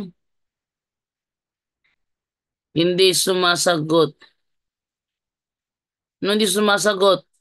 Bro, ang sabi ko, i-comment mo ang Facebook account mo. Ilagay mo sa comment ang pangalan mo sa Facebook mo. Tapos, chachatan ko yan. Ayun na. Ayun na. Tumatawag Nanet, na siya. ano naman to? Hello? Hello, Tinanet? Hello? Hello, Hello? Tinanet? Hello, go ahead. Good evening po. Ano ba yan, te? Magtatanong lang po sana ako kasi may teenager po ako eh. Paano ba paano ba mag-explain kung kasi dito open yung mga premarital sex, gano'n. Hindi ko kasi alam kung paano ba mag-explain.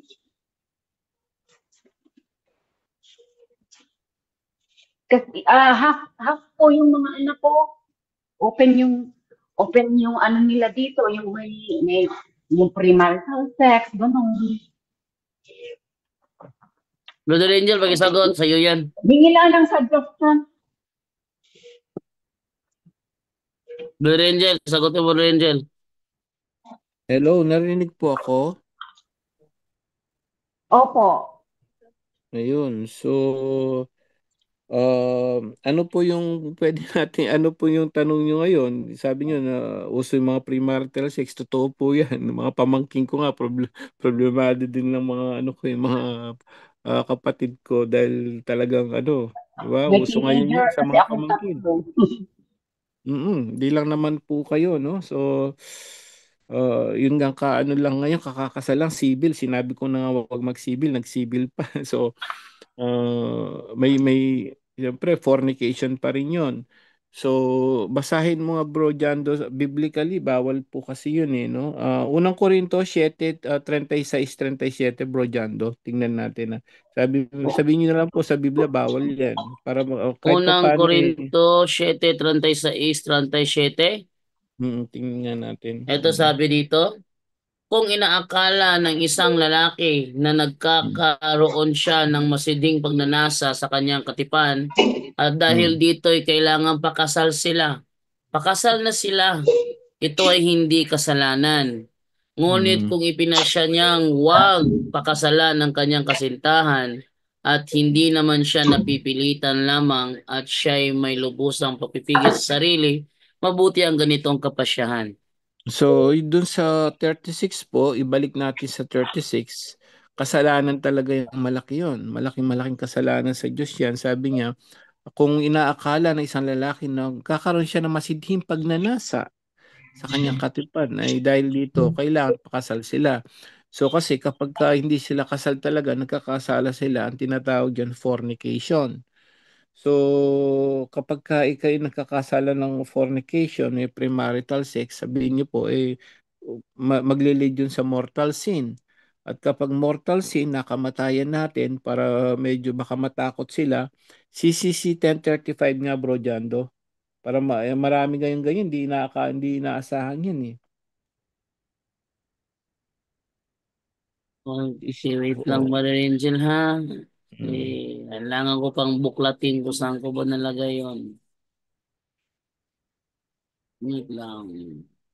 Catechism of the Catholic Church. Paragraph 1035. Yes bro. Pakisabi niyo na lang sa kanya pag ano sister no sa mga anak niyo o pamangkin niyo sa mga pamangkin niyo rin. Napakadelikado niyan pag naabot ngayon pa tingnan mo kailan kahapon lang nagsasaya yung mga tao bigla nasagasaan yung kamatayan hindi natin alam kung kailan mangyayari. Immortal sin na yan ayan no 10:35. 1035. The teaching of the Church affirms the existence of hell and its eternity. Mm. Immediately after death, the souls of those who die in a state of mortal sin descend into hell. Ano bang kasalanan yan? CCC 2353 yung mga nag-aano, yung mga premarital sex po. 2353 bro. Yan lang, loading pa yan. Hanapin yung 2353, ayan. Fornication is a carnal union between an unmarried man and an unmarried woman. It is gravely contrary to the dignity of persons and of human sexuality, which is natural order to the good of spouses and the generation and education of children. Moreover, it is a grave scandal when there is corruption of the young. Yun po, yung fornication niya carnal union yung kasi yung pagkakaisa ng laman which is dapat daw sa spouses lang, dapat yun nasa mag-asawa lang yun. So grave scandal yun, of course, pag sinabing grave, no, grave matters. Pag grave scandal yun sa mga sa ano, grave sin. Pag grave sin, mortal sin yun, no? Pwede mag-lead sa mortal sin. So yun po yung pwede nating sabihin sa kanila kasi wala eh. Pag sinabing, oy, bawal yan. Eh kung wala naman tayong ibang ano, no? Ako nga, binigyan ko yung ano eh. Oh, sige, yung mga nagli-live-in bro sa Catholic teachings, ito rin pwede nyo pong ibigay sa kanila, no? Yung sa live-in bro and ano, kung ano yung kalagayan ng mga nagsasex, nagli-live-in at civil marriage bro, Jando. Last na yan. Medyo Ano late yan na. bro? Ano yan bro? Yung sa Catholic teachings natin, doon sa those who are live-in and ano, para maibigay din niya sa anak niya o sa ano, public sinners yun. Hindi rin sila pwede mag-communion. Ako, sinabi ko na sa kapatid ko yun eh. Puro civil lang mga anak niya eh. Hindi sila pwede mag ano. Tingnan natin, turo na simbahan po. Muna muna ha, kasi kung saan ito. Hanapin ko muna ha. Medyo ano yun. Pakibigay niyo, forward niyo na lang po yan, sister, sa mga ano, para at hindi naman kayo sabihan na nag-aano lang, nag-iimbento ng ano. Ayan po yung aral ng simbahan. Ito sabi dito, there cannot exist a valid marriage between Christian Catholic persons without being a sacrament. Those who live in or have only the civil marriage are public sinners. They cannot receive the Holy Communion nor the absolution until they marry in the church or separate one from the other. Ayun po, no, malinaw yun. Yung mga nag-live-in o nagsisex na yan, kahit hindi live-in, nagtatalik pa rin yan. Kasi public sinners. Sabihin nyo, kung nagsisimba rin yun, Katoliko, sacrilege yun, nagkakasala sacrilege lalo. So, hindi sila pwede mag-communion, hindi pwede magkumpisal. So, yun po yung mga pwede nating aral na maibigay nyo sa kanila na baka sakali, no, hindi ganun kadali po, pero baka sakali, no, na maibigay natin po sa kanila yung mga aral na simbahan. At ako, minsan, inaano ko nga, tinatakot ko na rin, dahil kapag hindi mo tinakot yung mga bata, hindi yan, bagay, kahit tinatakot mo, wala pa rin eh. Ako, pinabasa ko na nga yan dun sa apo ko sa ate ko, 22 years old lang yun, ikakasal na, sabi ko, wag sa civil. Pinakita ko na po yan yung public sinners. O, nag-ano pa rin, nag-civil pa rin. Kung ano man siyempre, may free will naman yung mga bata. Yun po ang pwede nating, subukan nyo lang po. But, and keep praying for them po na sana maliwanagan sila. Sister? Kailangan. Nanay ako, nag-warn din. Kasi open kasi sila masyado dito. Grabe yung mga bata. Ay, lalo na sa ibang bansa, kahit naman hindi naman dyan kahit sa Pilipinas, nasa Nasa ibang bansa Iceland po po. ako. Ha? Iceland po ako. O yun lalo na sa hindi lang naman dyan, kahit sa Pilipinas naman kahit po sa Pilipinas, kahit saan. Oo, so yun po, yun lang po yung pwede nating maibigay. Bigay niyo yan na bawal po. At bawal din sila mag-communion kung nagsisimba.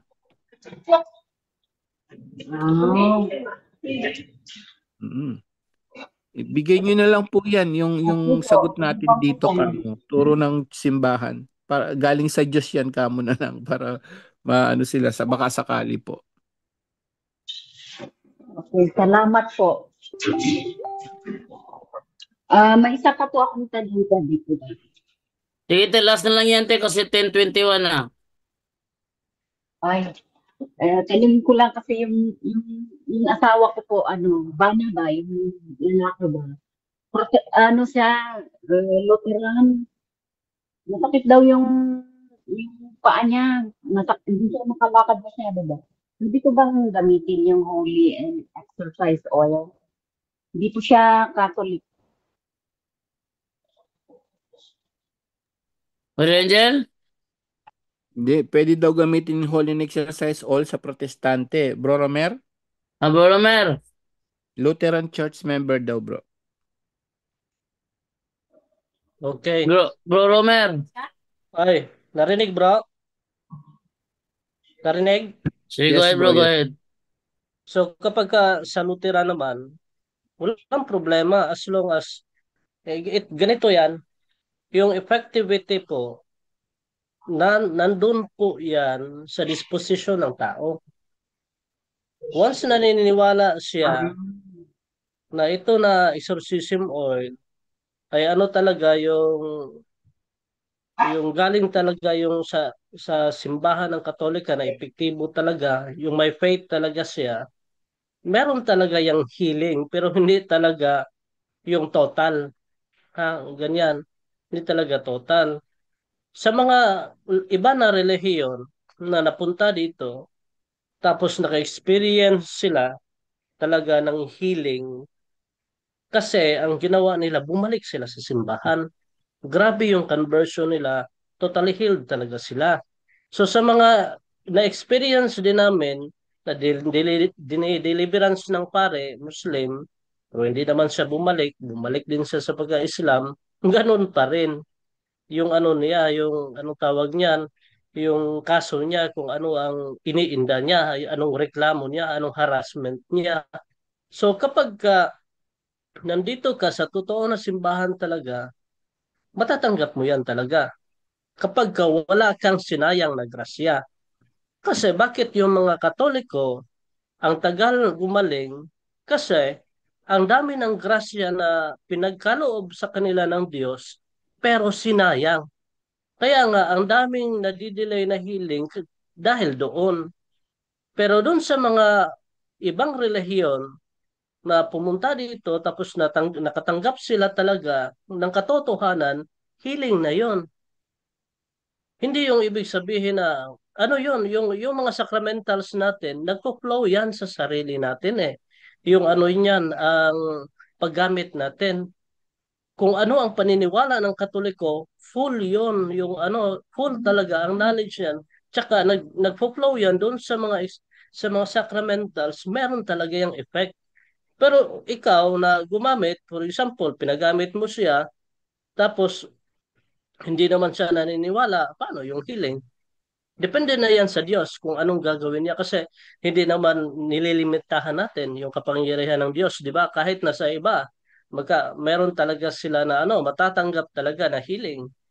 Pero sa turo talaga ng simbahan dito sa atin yung sa mga sacramentals, gamitin po natin yan with faith. Yung katotohanan talaga, yung fullness na katotohanan sa simbahan, kaya nga ang daming naging santo. Kasi yung sacramentals pala, maglilid yan natin doon sa sacraments. Paano yan? Paano malig sila sa sacraments kung ayaw pa rin nila na bumalik sa simbahan? So yan ha, extension, bridge lang yan, extension lang yan sa sacraments, yung sacramentals. Kaya nga po, kinakailangan po talaga yung ano, yung fullness na ano, yung truth talaga ang kinakailangan diyan. Yan ang pinaka-importante kasi yung mga ibang relihiyon, yung ibang sekta, anong ginagawa nila sa mga imahe natin, dinudurog nila. Tapos nandyan yan sa Biblia, yung kung gagamitin ninyo sa pamamaraan na banal, kayo din ay magiging banal. Nasaan yung mabasa bro? Doon sa Kaalam ni Solomon, 6:10, karunungan. Yun Sige, yata yun. ganun. Oh, Mula sa John basta Ray. sa 6:10 sa karunungan ng ano sa Kaalam ni Solomon. Nandun 'yan. Na once ginamit mo yung bagay na banal, ikaw din ay magiging banal. Kapag wala lang, hindi niya ginamit, ay ito lang gamitin ko para maano ako, wala. Walang mangyari dyan. Depende na yan sa Diyos.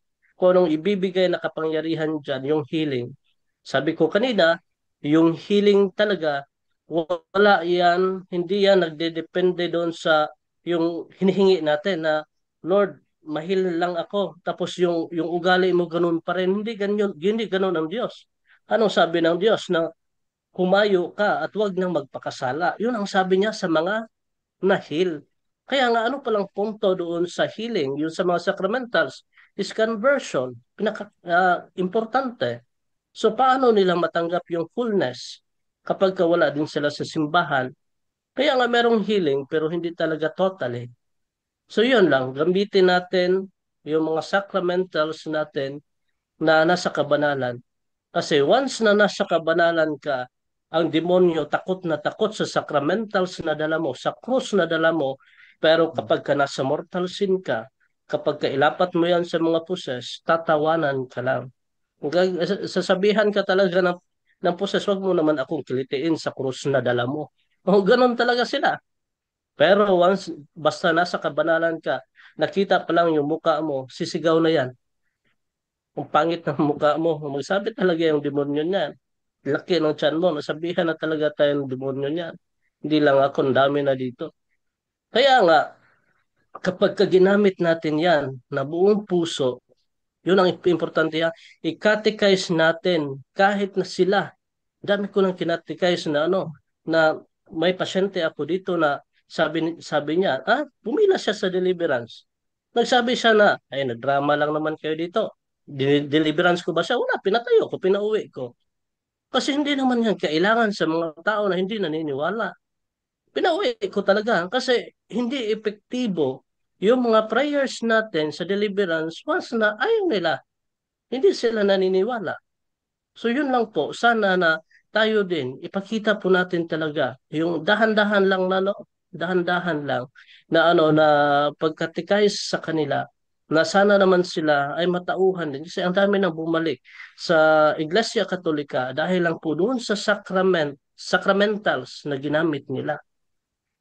Wag natin silang wag natin sila na hindi sila paggamitin. Ipagamit natin sa kanila kasi baka yan din ang way na bumalik sila sa simbahang Katolika kasi ang dami na dito, Iglesia ni Cristo, nung nalapatan ng krus, dumikit talaga, nagbakat talaga yung krus doon sa niya, doon sa balat niya hanggang sa naranasan nila yung kapangyarihan ng Diyos dahil sa sacramentals. Bumalik sila sa simbahan. Yun ang purpose natin. Bakit natin sila paggamitin? So sa mga empower natin. 'Yun ang importante, empowerment doon sa kanila, catechize them na walang galit, na buong puso lang. Yung parang kapatid lang, hindi yung nagsisigawan. So 'yun lang po, Bro Jando.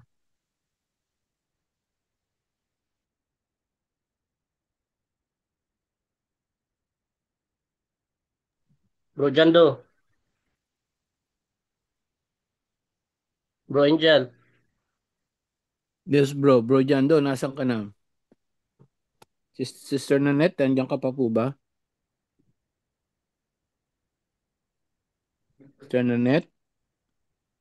Si na Bro Okay. Wendell, nawala din daw Tinanet? kuryente. Tinanet? Nandiyan ka pa? Bukas na lang daw, sabi ng Pinoy mabait mo. Bukas na daw. Tinanet? Hello? Oh, okay na ba 'yon? Oo, maraming salamat po. God bless po sa lahat. Okay, thank you sa iyo, te, sa iyong katanungan. So, Thank you. Bye-bye. maraming salamat, Tinanet. Okay, so dito naman tayo ngayon sa huling mensahe at pasalamat. Actually, nakapikit ako rito eh. Okay. So, dito ating unahin pahingi ng pasalamat si Brother Romer muna from Manolo Bukidnon. Brother Romer. Okay, Bro Jando, sa lahat ng mga nanonood, patuloy lang po kayo na magsuporta sa punto por punto at tulungan po natin si Padre Darwin na maipatayo ah, yung yung center doon sa Lila, yung temporary lang po 'yon. Tulungan po natin ang team para po tayo makalipat po. So, una-una sa Diyos ang kapurihan at magpasalamat tayo sa mahal na ina. God bless us all. Good night. Ave Maria. Back to you, Bro Jando. Okay, thank you sa iyo, Brother Romer. At yun naman ibigay naman ngayon. Ito naman tayo kay Brother Aljan Bagatnan. Brother Aljan Bagatnan, kanina ka pa pala dyan. Hindi ka nagsabi. Hello. Oo, bro. Ayan. Hindi, nag-antay ako. Hindi ako makamute, bro. Hindi ka nagsalita kay nga ba dyan do? Ano yun ako? Hindi. Okay lang yun, bro. Ayun mga kapatid, sa Diyos po ang pagpupurit kadakilaan kailanman dahil natapos po ating programa ng marami naman po ang natutunan. No? At ayun mga kapatid, isang kahilingan po sana, isabay po natin sa panalangin si Reverend Father Darwin Kitgano dahil talagang patindi at painit na yung sistema dito sa Bohol. No? Kasi kanina lang talaga may mga report na dito sa amin. At sa maganda naman yung maganda naman yung feedback pero kailangan po na namin ng inyong panalangin kasi talagang sana love talaga ang mangunguna sa bawat lakad po namin dito dahil kung walang love po hindi po magiging successful ang lakad namin dito. At lagi pong pinapaalala sa atin ni Brother Angel Santos, tayo po yung mga aliping walang kabuluhan, sumusunod sa utos lamang. To God be the glory. Back Okay, to you, Brother Brother Jando. General from South Korea.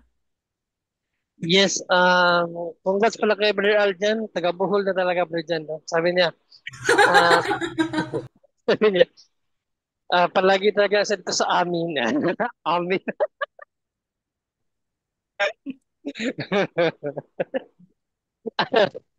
Paano Congrats, yung Brother mga ano Aljan. niya?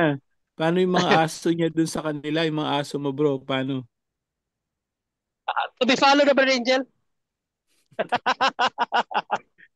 Yung Hindi mga ka aso marinig, niyo. bro Aljan. Yung mga aso mo, bro, Aljan, sino nag-aano na eh? Puro mga imported pa naman yata yun. Ang dami nun. Sabi pa naman niya, bibigyan ako ng husky. Oh, yung may husky pala si Brother Aljan. Oh, paborito kong aso yung Bro, husky. Gusto ko magkaroon ng husky. hindi ako nakaka-host. Kuhus ka, tingnan mo. Mag, Hindi daw magkatabi, siya, hindi daw mag, siya kuhus. magkatabi Oh, lang pala. Ayan, oh, ngayon lang. ayan oh. Magkatabi Ngayon lang lang. pala. Oh, hindi. Dito kasi kanina may pumunta na dito sa office. Brother Jindre talaga. Ano pinag-usapan niyo no, Brother Aljan kanina? May nag-report daw na ibang sa atin na lang yun. Hayaan na natin sila. Wag na nasa live. Hayaan na natin Oh, sila. Basta okay. kailangan na talaga namin na panalangin nyo. Yan lang mga kapatid. Okay. Yeah. Dito naman tayo ngayon kay Brother Angel Santos naman, Brother Ay, hindi pa ako. Angel. Hindi pa Ay, ako hindi ka Tapos tapos. si pala Jun. tapos. Hindi pa tapos. Sige, go ahead, Hindi pa Brother John Ray. Di tapos. ka. Akala ko tapos na si Brother John Ray. Go ahead, Brother John Ray. Yan kasi bro John Ray, wag mo na kasi akong isali lagi. Ano ka tuloy, nakakalimutan. Yung natuwa lang ako sa pagkasabi mo na parang taga-buhol na talaga ba? Ah, pero pero Man, brother John Ray, kamaon ako magsalita og Bisaya din niya kay hindi man nato magsulti og Bisaya. oo, magaling na mag-Bisaya eh. Ay, Fluent na. magbisaya ka, bro, Aljan, ha? Kapag kinausap ka ng Tagalog, sagutin mo ng Bisaya. Daon sana. So, Sige ayun, na. ayun, mga kapatid. So, sana marami na naman tayong natutunan sa gabing ito, no? Lalong-lalo na sa spiritual warfare at yung legal issues about marriage, no? Yung maganda yung pinakita ni Brother Angel na talagang turo ng simbahan na hindi talaga natin pwedeng dayain ang mga sakramento para lang sa ating sariling kapakanan. So sana matuto tayo at yung mga advice ni Brother Romer at Brother Wendell no patungkol sa spiritual warfare mga kapatid. So talagang biyaya para sa atin itong punto por punto kasi dito lang natin to na naririnig kapatid. No, maraming magagaling na mga speaker, mga magagaling magpahayag ng salita ng simbahan ng turo ng simbahan. Pero yung ganitong uri ng varieties, wala sa kanila. No, so swerte tayo na nandito sina Brother Wendell, Brother Romer, at sa Brother Angel naman, magaling din sa pag tingin ng mga dokumento sa simbahan. So, kompleto po tayo lahat dito, no? So, ano pa ba nga hanapin natin? Tiyaga na lang siguro para talaga matuto tayo. Hindi naman siguro yung ah, kabuuan ng turo ng simbahan kasi mahirap yun, 2,000 years. Paano mo isa sa ulo yun? Yung ano lang siguro, most common na kinakailangan natin para sa ating kabanalan. Tandaan po natin palagi, no, panawagan yan ng Diyos sa pamamagitan ng mga apostol. Unang Pedro 1:16, be holy for I am holy. Because holiness mga kapatid is the na um, standard ng Diyos para tayo ay kanyang kalugdan. In Matthew 5:48, sinabi niya diyan, be perfect, sabi ni Panginoon Kristo. No, dahil ang inyong amang nasa langit ay perfecto. So be perfect, yan po talaga ang standard ng Diyos. No, so sana man lang kahit man lamang yung anino ng pagka-perfection, pagka-perfect ay maabot natin mga kapatid. Anino lang kasi mahirap talaga magpaka-perfecto. Tao tayo eh, no? At dahil diyan, andiyan naman ang banal na awa ng Diyos na sabi nga sa mga santo na nabasa natin na ang awa ng Diyos ay mas malawak kaysa sa ating kasalanan. So, God bless po sa ating lahat at see you tomorrow. By the way, Brother Jando, ano na yun si ano bro, si Kunaya, Gerald ba yun? Para matapos na yung ano, palagi na lang na-postpone. Brother Jando?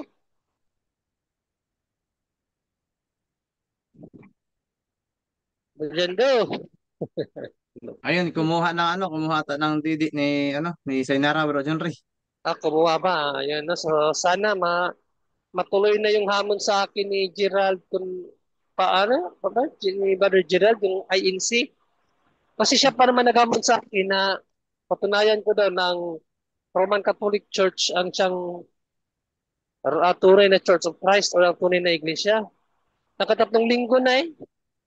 Wala, wala, walang nangyaring debate. Ang dami niyang alibay pagdating ng araw. Ang dami niyang alibay. So sana Sab- makontak ni Brother Jando para matuloy na ngayong Lunes. Remind So, ko siya, yun bro. ha? Sabihan ko sa kanya. Oo, sige, maraming salamat Brother Aljan. So again, mga kapatid, see you tomorrow. At papurit pa sa salamat sa Diyos sa lahat ng kadakilaan at kanyang awa, biyaya na ating natama sa araw-araw, no? Sa Prodeo at Iglesia. Back to you, Brother Aljan. Ayun, thank you so much, Brother Junri ng South Korea. At dako na, tingnan natin kung sino pa yung nandito. Nandito ba si Kuya Romel Palma? Romel Palma. Ayun, wala. Si Brother Windel Talibong. Wala na, ay naputo na pala, nakat yung kuryente, Bro Windel. Dako na agad tayo sa huling pasasalamat at huling mensahe na rin ni Brother Angel Santos. Bro Angel. Amen. Praise the Lord. Muli, maraming salamat po. Unang-una sa Diyos, sa kanyang lahat ng kalwalhatian, kapurihan, magpakailanman. Thank you, Father God. Thank you, Jesus. Thank you, Holy Spirit. Thank you rin po kay Mama Mary. No, totoo po yun. No? Hosea 4:6, my people were destroyed because of lack of knowledge. Kapag talaga lack of knowledge tayo, napakadelikado niyan. No? Ang demonyo, very deceiving yan. Alam niya, wala tong alam, aanga-anga to. Yun na. Kukunin ka na niya, wala na hanggang sa makamatayan na natin. Pero at least yun nga, no? Napakapalad natin. It's a blessings, punto por punto, no? Ang dami nating natutunan. Kinukumpleto actually. Hindi pala sapat, no? Kahit yung theology mo, marunong ka, hanggang doon ka lang. Kulang sa spirituality, na spiritual warfare, kulang. Apologetics, kung kulang ka din, delikado rin. Kailangan pala nabubuo natin, turo na simbahan, hindi mo alam, katikisim, delikado rin. So dito nabubuo po natin lahat yan, ang turo. Katulad kanina, no, napakaganda ng tanong niya. Paano nga naman to, makakat yung benefits ko? Yung iba, ito yung isasuggest. Pero dahil naturo na simbahan, kompleto tayo, ayan, nalaman natin, delikado pala yon. So, napaka-bless natin, no? Wala, actually, nag-iisa to sa buong mundo na programa na kinukumpleto ng turo ng simbahan. Usually nga, actually, kung sa ano natin si Pope Francis, di ba? Puro pag-ibig, pag-ibig. Hindi siya more on, yung preaching talaga. Yung preaching ng simbahan talaga, no? More on love. Pero dito, kinukumpleto natin. Napakaganda kasi dito naman, totoong turo ng kaligtasan. Panghuli po, no, pabaon natin sa Ebanghelyo si Nicodemo, tingnan mo, no, wala rin siyang alam na lumapis kay Jesus, nalaman niya yung katotohanan. No, tapos yun na, sumampalataya na, may gawa. Ganun din po tayo, pinapaalalahanan tayo ng Ebanghelyo, sana maging Nicodemo tayo. No, bagamat si Pariseo, tayo naman yung iba, bagamat tayo walang alam dati, lumapit tayo kay Kristo. Lumapit tayo sa tunay na simbahan. Huwag kayong magtanong sa anti-katoliko. Nandito na rin po naman ang punto por punto. Amen. Yun lang po. Naway marami tayong natutunan ngayong gabing ito. To God be the glory. Salamat po. Back to you, Bro Aljan. And good night, everyone. Ayun, thank you so much, Brother Angel Santos. At ayun, mga kapatid. Bro JD, okay ka na, bro? Wait lang ha.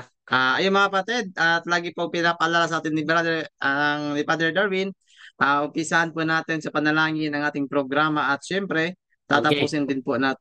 Ayun na si Brother Jando. Go ahead, Bro Jando. Okay, sa kanina nawala ako kasi si Divine umiyak. Na yung balat niya? Na ano ba tawag doon sa nalaksi? Nalaksi. Ano ba sa Tagalog yung nalaksi? Napaknit. Napaknit. Yun. Napakit. Sa Ilonggo, napakit. Nabalatan. Ah? Nabalatan? Ayun, Parang na nabalatan. ganun ba? Na ano yung ano niya, doon sa kuko niya. Kaya kumuha ko Natuklapan. nail cutter. Jando, Natuklap? Natuklap ba yun? Yes, natuklapan. Natuklapan kaya ayun Bro, no. Yung balat. Mahapdi yung kamay niya, mahapdi. Berjanda. Okay. Ah, O yung si, ano ba, si Gerald, kontakin mo na yun para matapos na yung, ano, sige, nakaapat na linggo na. Oh. Sige, kontakin ko Sa, si Gerald. o sa Baka Lunes, sa Lunes, sige, sa Lunes. para matapos na yun. O. Kasi medyo may pagka mahangin din yun, ano? Okay.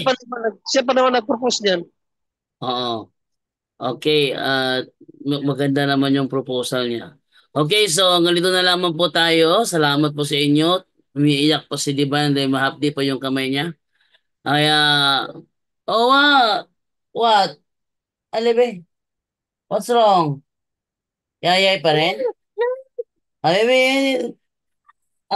dili na. Ay, sleepy. O, sige, mutipla ko didiron. Sige. Sleepy na si Divine. So, palalabos niyong lahat. Closing prayer na po tayo in the name of the Father and of the Son and of the Holy Spirit. Amen. Saint